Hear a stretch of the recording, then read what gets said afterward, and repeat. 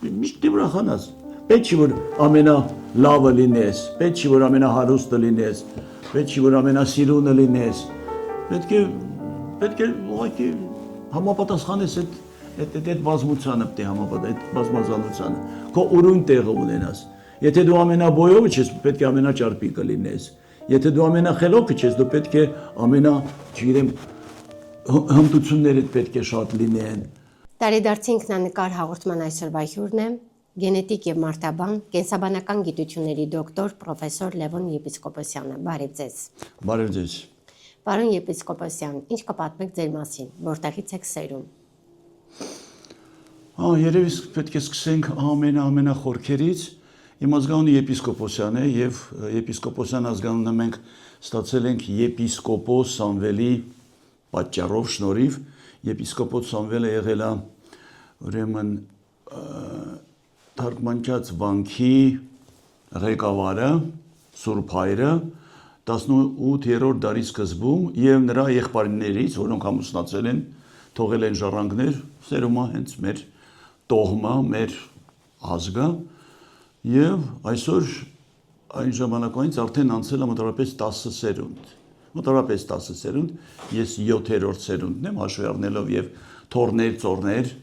երբեմն արդեն 10-րդը կա։ Դա է, իսկ ինչ վերաբերում է արդեն ընտանիքին, ծնվել եմ ընտանիքում, որտեղ շատ երջանիկ եմ ինձ զգացել, քանի որ այդ ընտանիքում ունեցել եմ ոչ միայն հայր, մայր եւ քույր եղբայր, այլ նաեւ շատ յուրահատուկ բնավորություն ունեցող մի տատիկ եմ ունեցել, որին իդեպ ես նվիրել եմ իմ այդ վերջի գիրքը, որը ես գրեցի եւ կարծում եմ դա իմ պարտքն էր եւ հոգու եւ ընդհանրապես որպես մարդու պարտքն էր, քանի որ ես ամեն ինչը ի սկզբանե, այն ինչ վերաբերում է հայագիտությանը, այդպես ասեմ, սովորել եմ տատիկից։ Մենք քնում էինք նույն սենյակում եւ այդ ինքը անպայման պետք է ինձ ինչ որ մի հեքիաթ պատմեր։ Երբեմն ես հետո հասկացա, որ հեքիաթները ինքն էր հորինում։ Եվ բացի դրանից ինքը շատ հետաքրքիր է, քանի որ ինքը եւ բարբառով էր խոսում, եւ քանի որ ինքը ավարտել էր ծխական դպրոցը նաեւ, որը շատ եզակի երևույթ էր այն ժամանակվա համար 1900 թվականի, այսինքն հալի այդ սերունդին էր պատկանում եւ ես լավ հիշում եմ, որ գալիս էին, խնդրում էին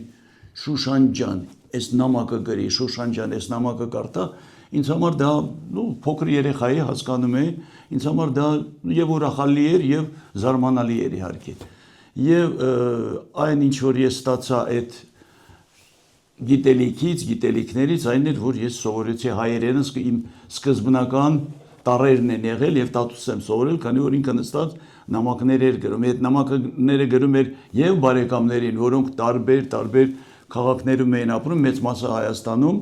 եւ իհարկե ուրիշների համար էր գրում այդ նամակները եւ կարդում։ Ես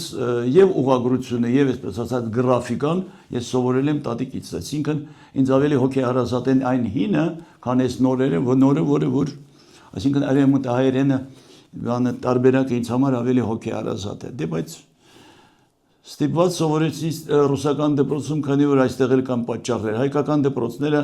անտեսվում էին Հայաստանի կողմից։ Գանձակ եմ ես գերադասում ասել, Գանձակում անտեսվում էին ուրեմն ուսուցիչների պակաս կար։ Այսինքն ոչ միայն դա էր, եւ դասագրքերի պակաս կար։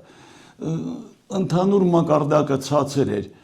Չնայած դա ես բողոքելու բան չունեմ, ես եւ գրել եւ կարդալ գիտեի, բայց մեծամասնությունը 90%-ից ավելին նույնիսկ տեղափոխվելով Հայաստան,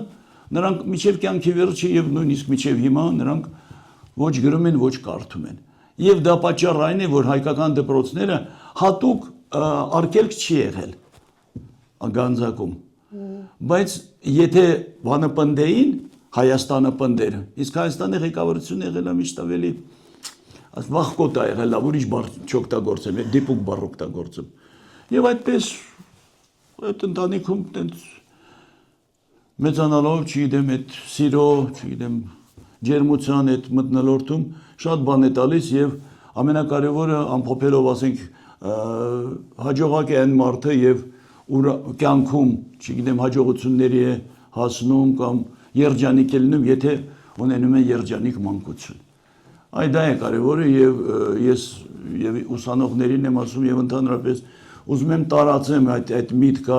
այդ սկզբունքը, ինչքան էլ ծանր լինի կյանքը, մենք պետք է ապահովենք, ձգտենք, չգիտեմ, բոլոր ջանքերի շնորհիվ մենք պետք է ապահովենք երեխաների, մանուկների երջանիկ մանկությունը։ Պարոն եպիսկոպոսյան, ձեր ազգանվան ծագումնաբանությունը ներկայացրեցիք, հիմա հետաքրքիր է, ում անունն եք կրում։ Իմ անունը։ Այո։ Գիտեք, այսպես էր, պապիկիս եղբայրը Լևոնը երեխա չուներ, քանի որ այսպես դե կա ավանդություն, որ անպայման պետք է տղամարդու անունը կրկնվի կամ շարունակվի։ Պապիկիս անունը Սեդրակ էր, մենք արդեն ունեինք իմ հորա քույրը ուներ որդի, ում անունը Սեդրակ էր։ Ես ծնվեցի, իմ հայրիկիս անունը Միքայել էր, ուրեմն Սեդրակ արդեն բացառվում էր եւ երևի որոշեցին, որ քանի որ նա չուներ որդի, այդ անունը չէր շարունակվելու մեր տոհմում, իմ անունը այդպես ընտրվեց որպես Լևոն եւ շատ գոհ եմ եւ երբեմն ասենք ծանոթանալով երեխաների հետ, ուրիշների հետ, երբ որ մեկը ասում է ես Արամ եմ, ասում եմ, ինչ լավ է, երկու թագավորական անուններ հանդիպեցին։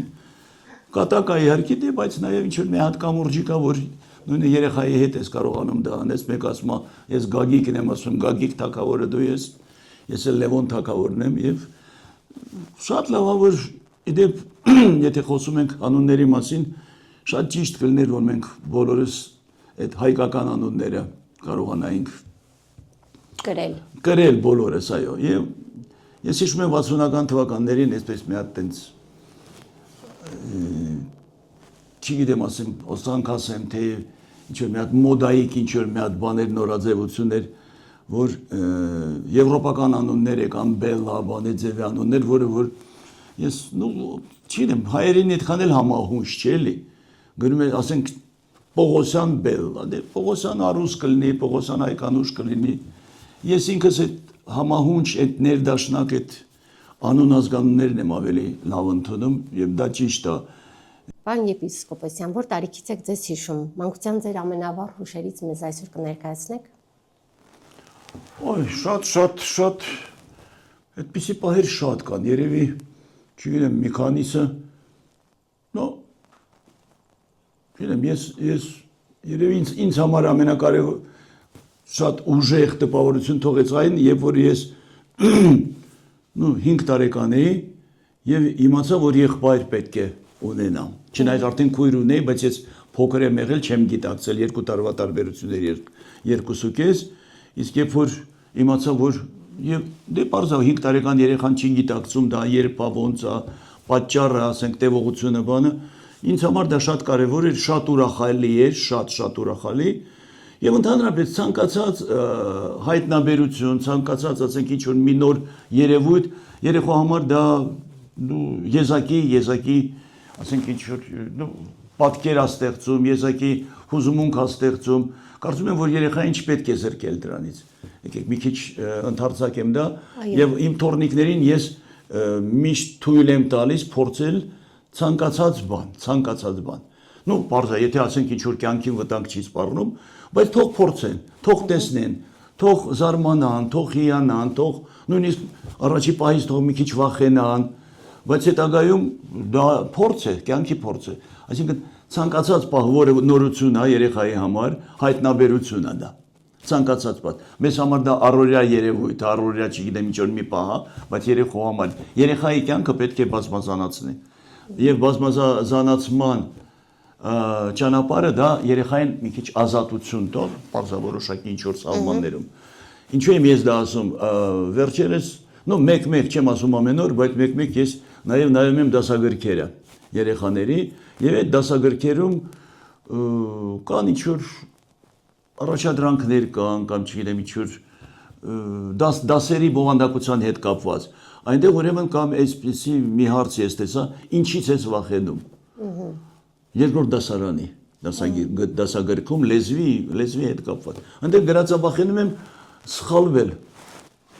Ինձ համար դա ոչ միայն տարօրինակ, ինձ համար դա վտանգավոր եւ վնասակար բան է այդ հարցադրումը։ Ոչ թե հարցադրումը գուցե սխալ չի, բայց պատասխանը, որը նրանք պարտադրում են դասագրքում, որ վախենում եմ սխալվել։ Այդ դեպքում, եթե վախենում ես սխալվել, նստի տանը, չգիտեմ, ոչ մի բան մի արա, ոչ մեկի հետ մի շփվի, կարող է վիրավորես, կարող է քեզ վիրավորել։ Ես կարծում եմ, որ սխալներն է, որ մեզ մարդ հասարքում։ Ոչ թե մեր, չգիտեմ, այդ միայն դրական, չգիտեմ, բաները մեր դրվագները, կամ չգիտեմ, մեր քայլերը դրական քայլերն են եւ բոլորին հաճելի քայլերն են, ոչ։ Նաեւ սխալներ եւ մարդ պետք է ափսոսի չկատարածի մասին, քան ասենք, երբ որ ինքը ինչ-որ մի բան կատարում է եւ այդքան էլ գոհ չի լինում։ Բայց երբ որ մենք չենք կատարել, մենք այդպես ասած, մեզ համար շատ մեծ հարց է։ Իսկ գուցե ինչ-որ ես մի նոր ուղի գտնեի, ինչ-որ մի բան անեի։ Երբեմն մարդկանց հետ մեկի հետ չես հանդիպում, բայց պարզվում է, որ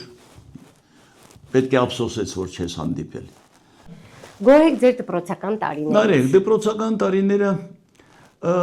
իհարկե եւ լավն եմ հիշում եւ ափսոսում եմ մի բան, որ դպրոցական տարիներում մենք զրկված էինք, ոնց ասեմ, հայկական մթնոլորտից էինք զրկված բանի, կրթության մասին է խոսքը։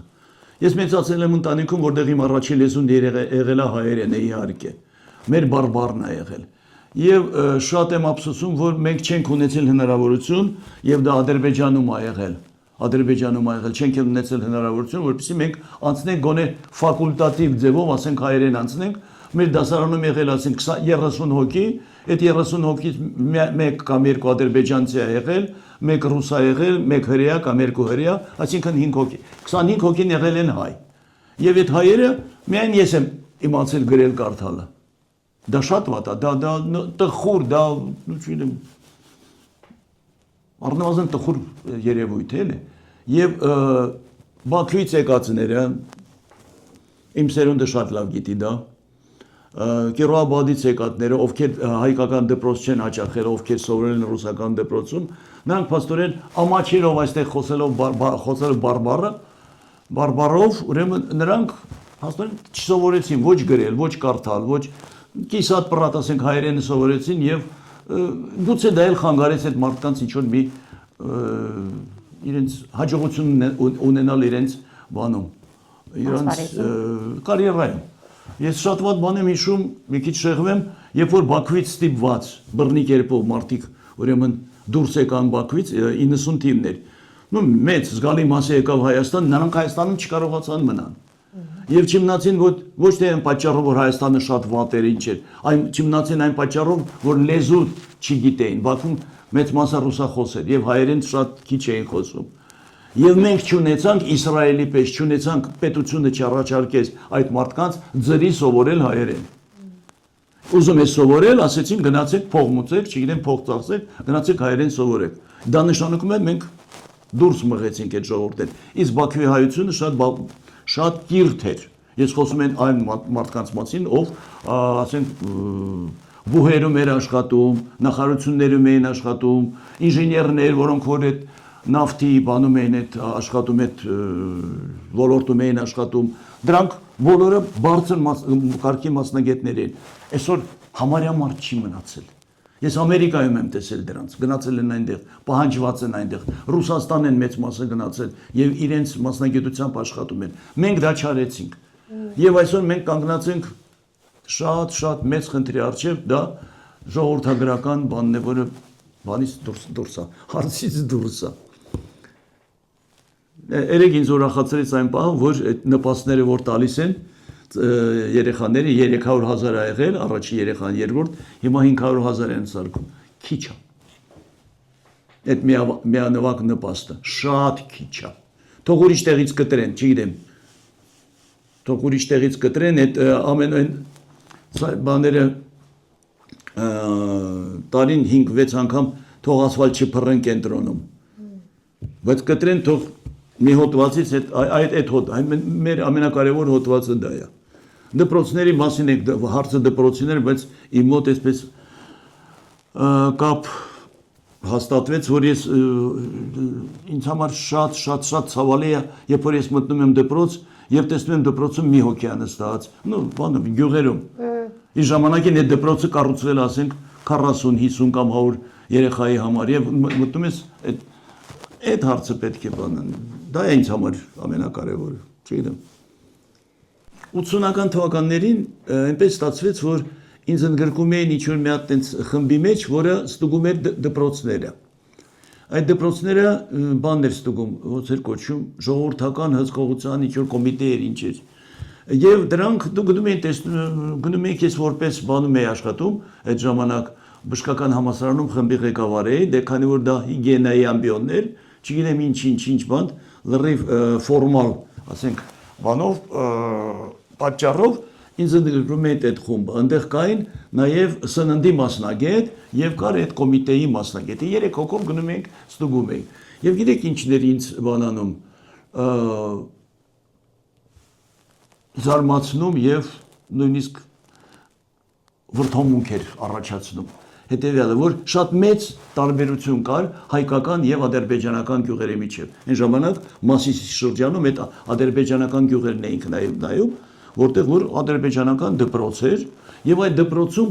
ոչ մի խնդիր չկար, ոչ դասագրքերի հետ, ոչ էլ ուսուցիչների հետ։ Ամեն տարի նոր ուսուցիչ էր գալիս այնտեղից։ Եվ այդ ուսուցիչը ստանում էր աշխատավարձ եւ այստեղ եւ Ադրբեջանն էր նրան աշխատավարձ հատկացնում։ Բացի դրանից Ադրբեջանից այն ժամանակ էլ կար հատուկ ինչ-որ մի, չգիտեմ,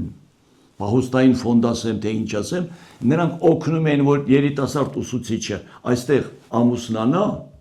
մնա, կլինի դա կին, կլինի թե տղամարդ, եւ օգնում են, որ նա հողամաս, հողակտոր ձեռք բերի, եւ այստեղ ամրանա արմատավորվի։ Եվ մենք դա, եւ բացի դու շատ բաներ ա եղել, որ մենք ենք մեր սխալների, մեր պարտությունների, այսպես ասած, հեղինակը եւ ստեղծողը։ Եթե Հայաստանում էր 800 մետր, ասենք, հողակտոր էր ստանում, ադրբեջանցի ստանում էր 2000-3000 մետր, այդ հողակտորը քառակուսի մետր։ Իսկ ոնց էր ստանում, բոլորս էլ գիտենք ոնց էր ստանում։ Այսինքն մենք ենք փորել փոսը, որի մեջ հետագայում ընկանք մենք։ Իսկ կրկնելով այն, հայկական դպրոցները Ադրբեջանում շատ վատ վիճակում էին ուսուցիչների պատճառով եւ դասագրքերի պատճառով։ Իսկ նրանք ավելի համարձակ էին, կլինի դա Ալիևը, կլինի Ախունդովը, ովքեր եղել են առաջին դեմքերն են եղել։ Նրանք ազգասեր էին, այսինքն նրանք չէին մտածում, որ իրենց գործից կհանեն, երբ որ նրանք բանի պատճառով, ադրբեջանցիներին ստեղ օգնելու պատճառով։ Իսկ մեր ղեկավարությունը վախենում էր։ Ավելի շատ մտածում էր իր կարիերայի մասին, քան ասենք ժողովրդի, չգիտեմ, շահի մասին։ Այսինքն դա շատ կարևոր է, մենք շատ բան ենք կորցրել այն ժամանակ։ Եվ այս հողերը, որ ասում ենք, որ չգիտեմ, այս մասը, այս արոտավայրերը տվել ենք, բան, խեստ էր, չտայր։ Մենք ենք տվել, մենք ենք կամ ստորագրել կամ բանավոր ձևով։ Այդ է, հայությունը պահել է պետք։ Հայությունը պահել է պետք։ Եվ պահել է պետք ոչ միայն Հայաստանում, այլ դրսում պետք է պահես։ Եվ դա նրանց աշխատանքը չի, նրանց պարտականությունը չի։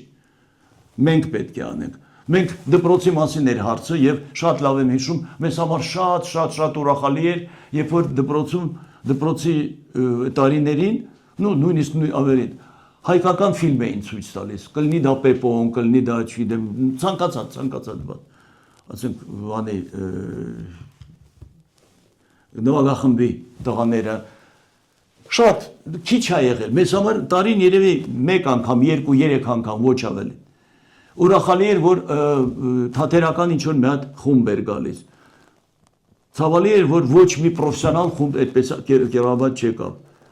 Միշտ եղել են այդպես ինքնուց կամ ոնց էր կոչում դա այդ բոլոր խմբերը։ Եվ մի անգամ այնպես ստացվեց, շատ լավ եմ հիշում, այդ մանկական հիշողությունների հետ կապեք։ Մի անգամ ինչ-որ մի 6 տարեկան էի, 5 տարեկան էի, դե մենք մեծ տուն ենք ունեցել, շատ մեծ։ Եվ դուրը ծեծում են, հայրս աշխատում էր սպայի տանն էր աշխատում, եւ սպայի տանը պետք է լինեին բան,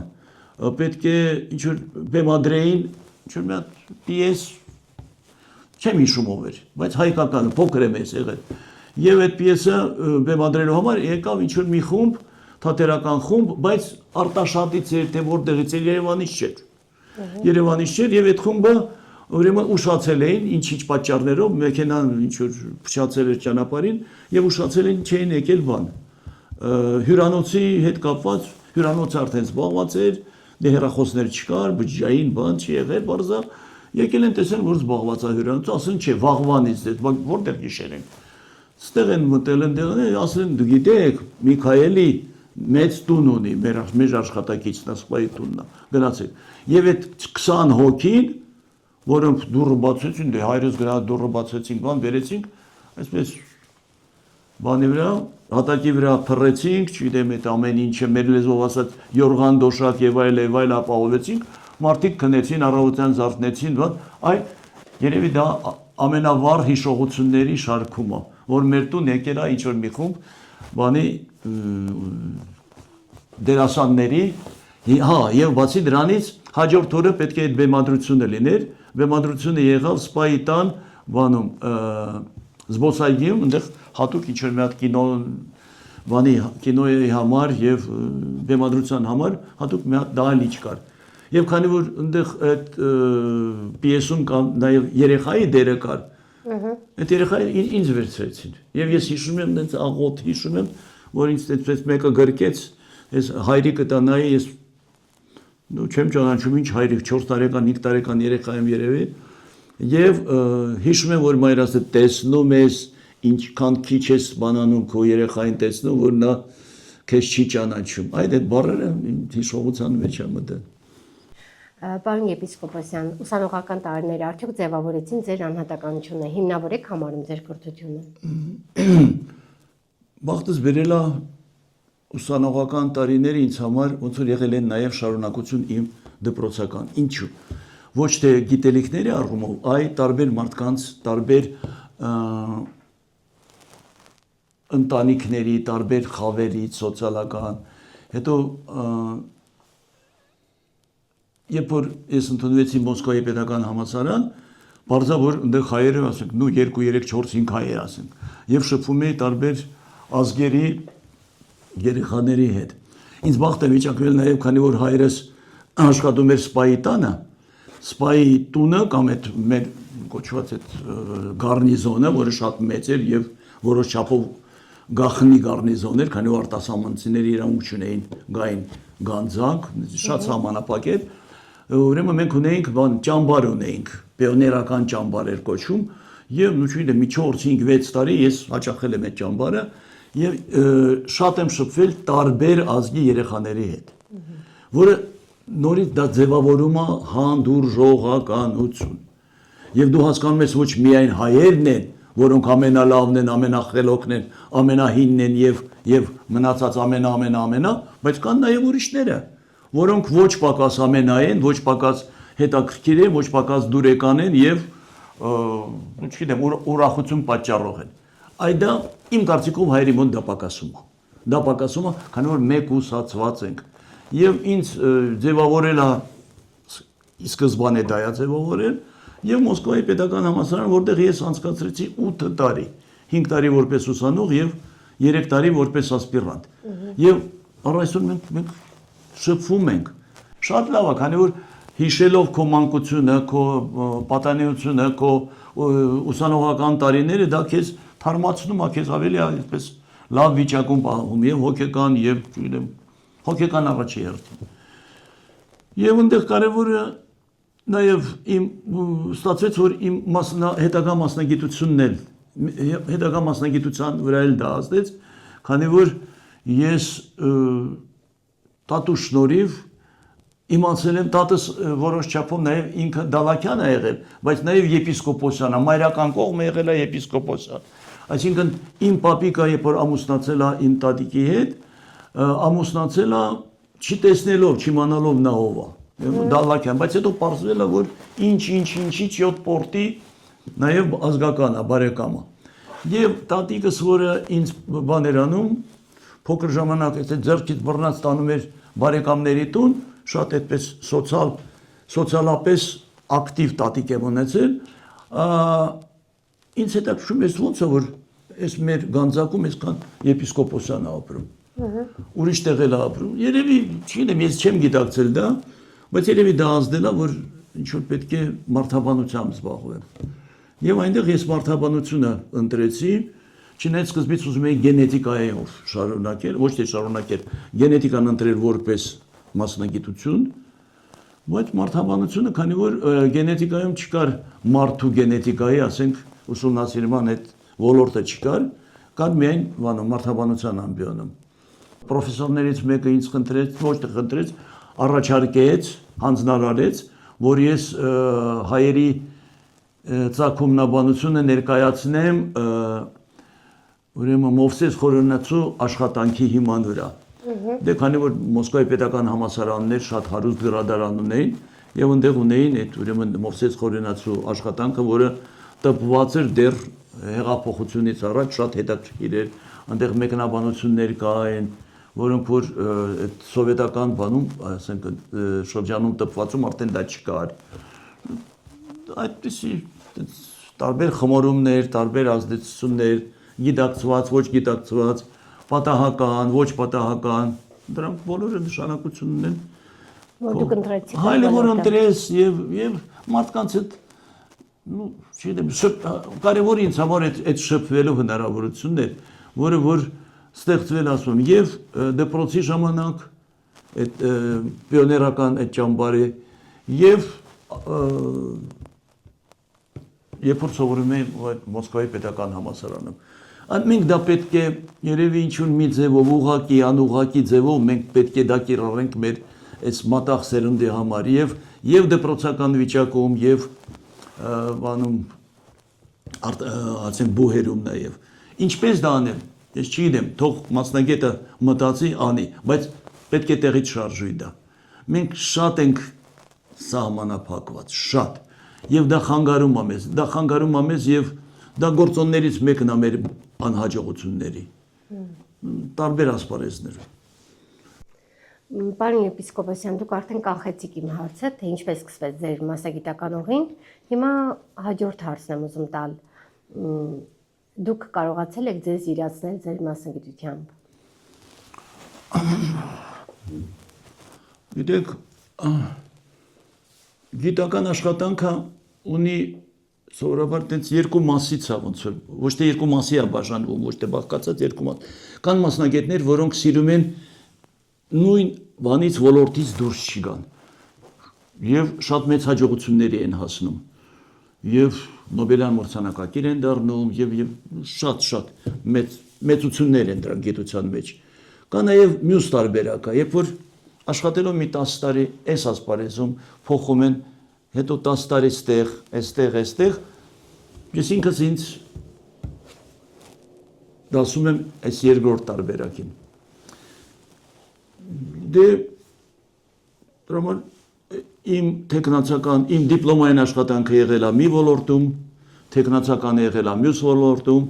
դոկտորականը արդեն կամաց մոտեցել եմ գենետիկային, բայց դոկտորականից հետո արդեն մտել եմ այս ոլորտը, որը վերաբերում է արդեն գենետիկական պատմությանը։ Կարծում եմ, որ դա էլ վատ ճանապարհ չի, եւ այդ ճանապարհը հաստորեն թույլ է տվել ինձ ավելի լայնացնել իմ շփումները, ավելի շատ գիտելիքներ, ավելի լայն գիտելիքներ ձեռք բերել եւ պատմությունից, եւ հնագիտությունից, եւ դիցաբանությունից, եւ լեզվաբանությունից, լեզվագիտությունից նաեւ լեզվագիտությունից ավելի ճիշտ, եւ ավելի շատ մարդկանց հետ շփվել, որը երևի ամենամեծ երևի պահանջը դա է եղել։ Գուցե դժվար է ասել, որն է եղել պատճառը, որն է հետևանքը։ Այսինքն գուցե ձգտելով ավելի շատ մարդկանց հետ շփվելը ինձ պարտադրել է, ինձ տենց մղել է դեպի այս ասպարեզը, չգիտեմ։ Խնդրում եմ պատմել ձեր ծննդյան օրվա պատմությունը, ինչպես է այդ պատմությունը ձեզ փոխանցվել։ Հետաքրքիր բան է տեղի ունեցել այդ ժամանակ, ոչ թե ինձ հետ է տեղի ունեցել, այլ ընդհանրապես այն բոլոր երեխաների եւ մայրիկների հետ առաջի հերթին,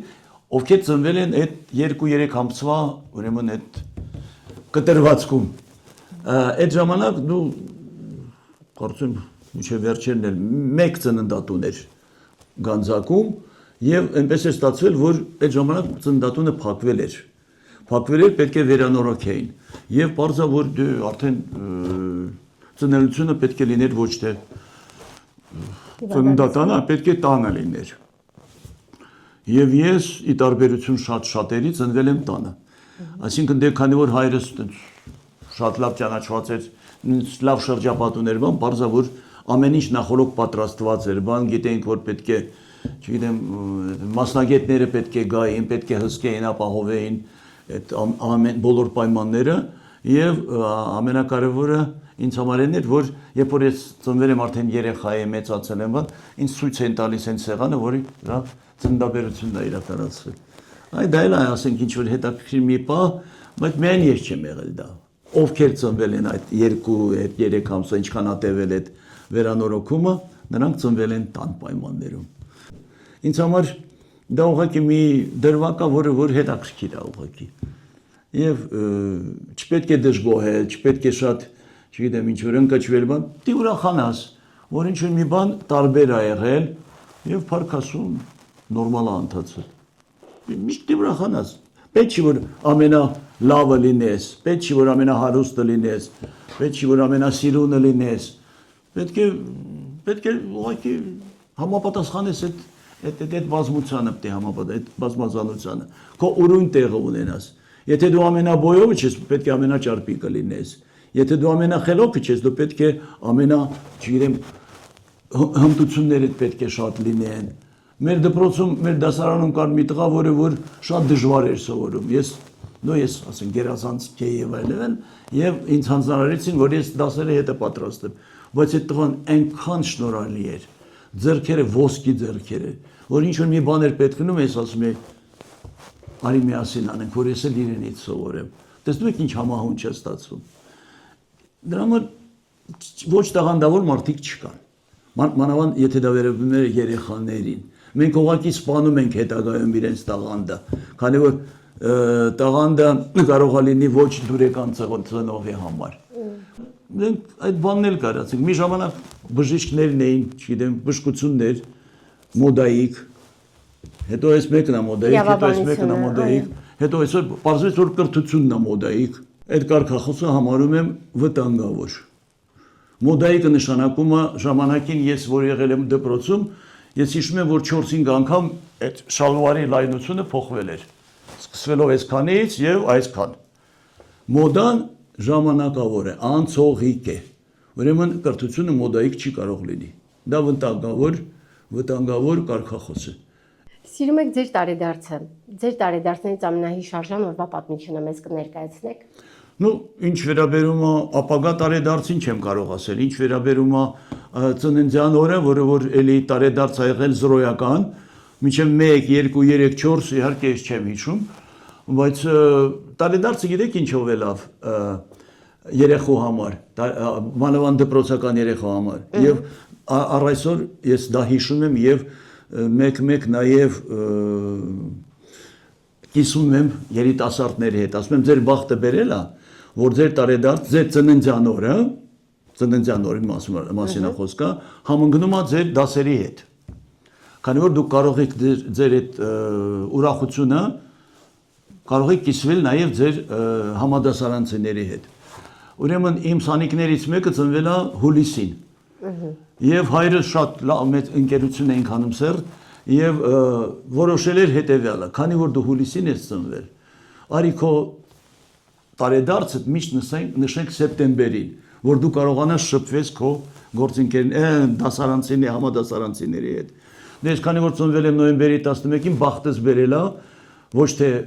նոյեմբերի, ասենք ընդ նոյեմբերի 1-ից մինչև նոյեմբերի 10-ը սովետական շրջանում արձակուրդներ էր աշնանային,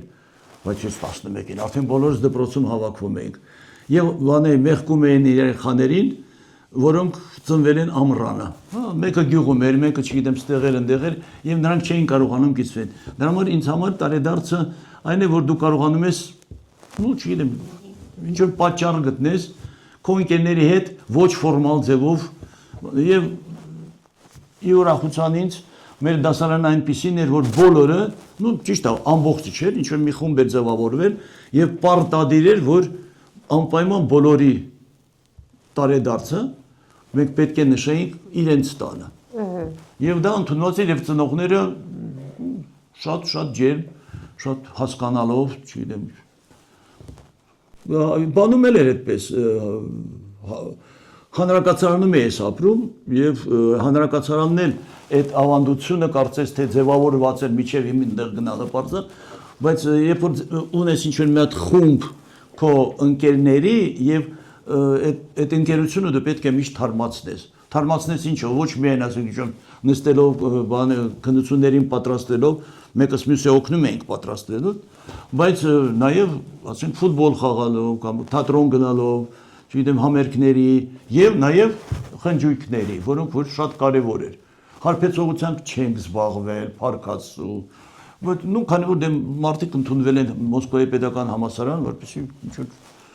բան ունենան, ինչ-որ ասենք գիտական կարիերա ունենան, գիտությամբ զբաղվեն եւ 90% այդպես էլ եղել է։ Այսինքն մտնոլորտը այնտեղ տիրում էր, համապատասխան մտնոլորտ էր տիրում։ Եվ այդ մտնոլորտի, այսպես ասած, հոգեվոր, հոգեկան բանը դա իհարկե եղել է նաեւ ծննդի հետ կապված։ Մի բան ուզում եմ պատմեմ ուսանողական կյանքի հետ կապված։ Նայեք, ես ապրել եմ, ասում եմ, 8.5 տարի ապրել եմ հանրակացարանում։ Եվ այնպես ստացվել, որ երևի ելնելով իմ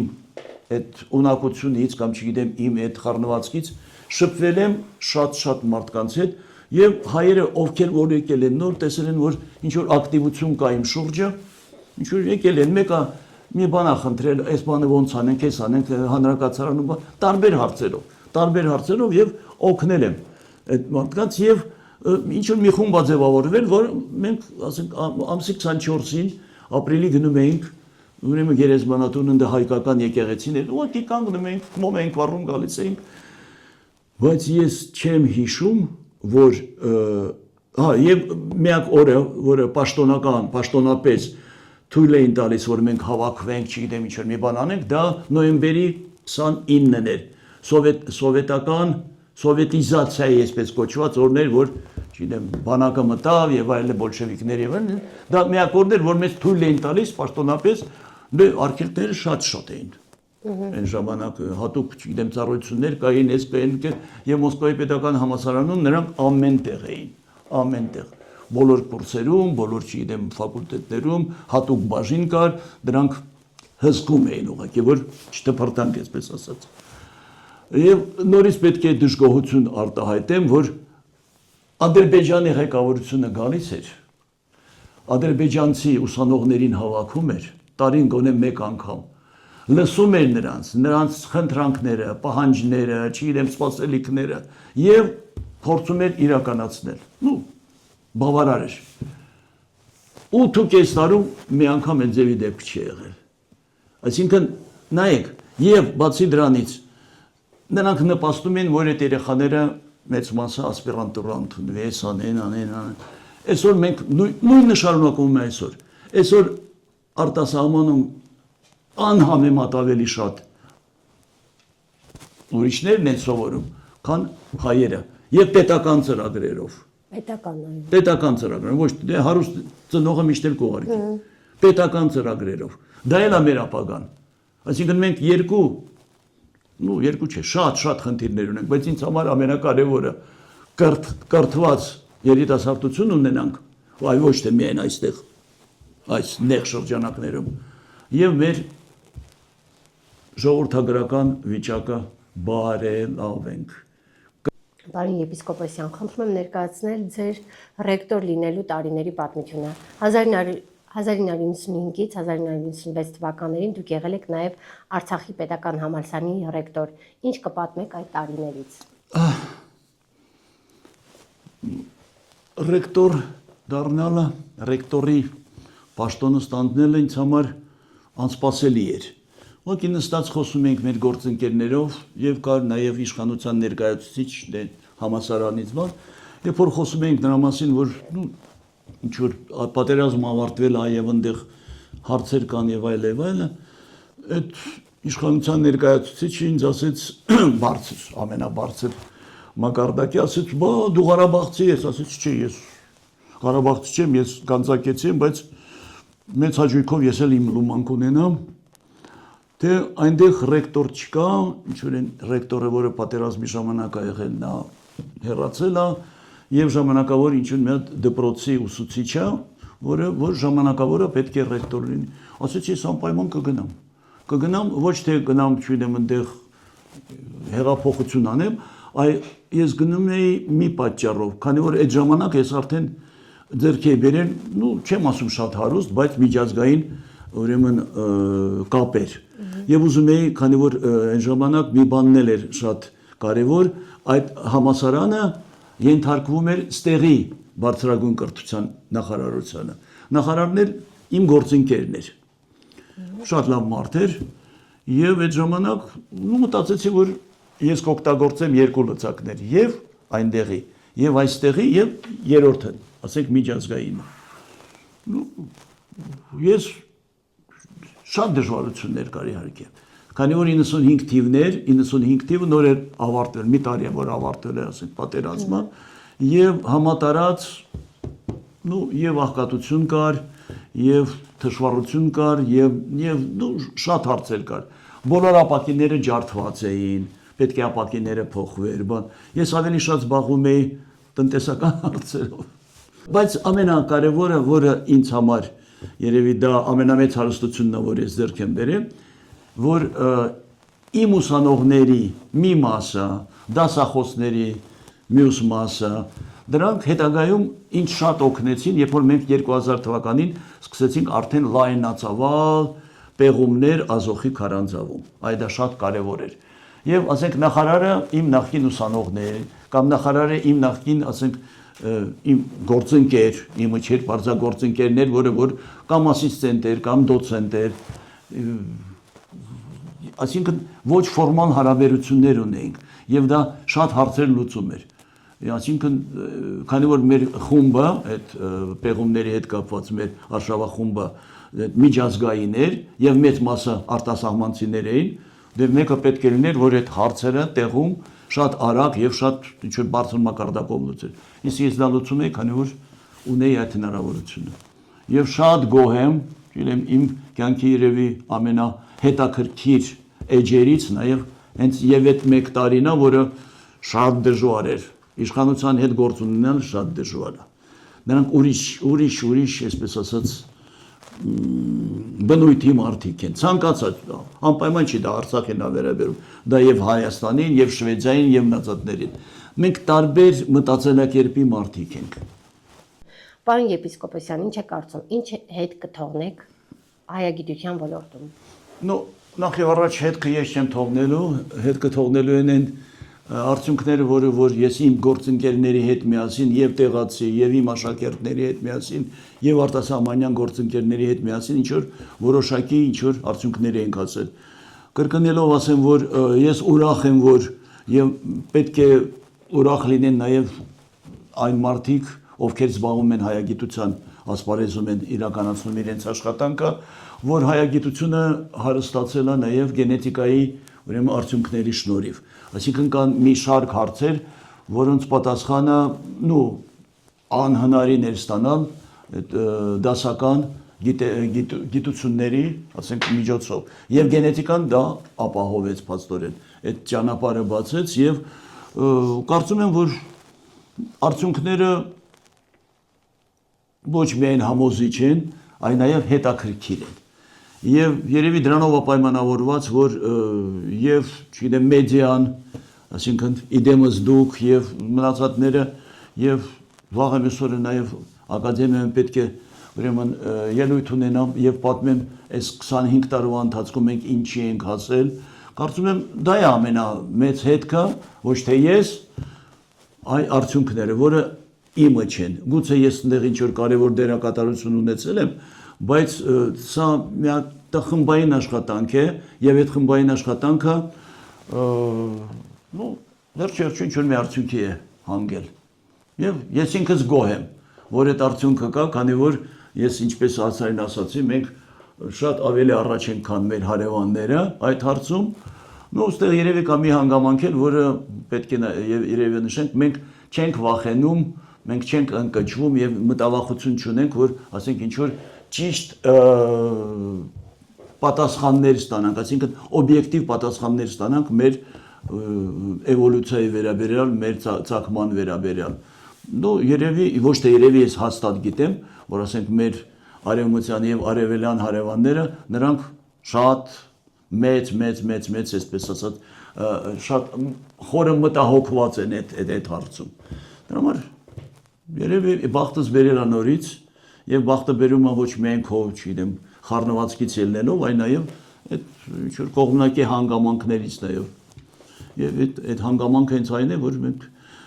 այստեղ չխորանամ, մենք համասեր ազգ ենք եւ գենետիկորեն եւ մեր, չգիտեմ, պատկերացումներով, ինչը բացակայում է եւ Թուրքիայում, եւ Ադրբեջանում, եւ գուցե մնացած տեղերում չխորանանք։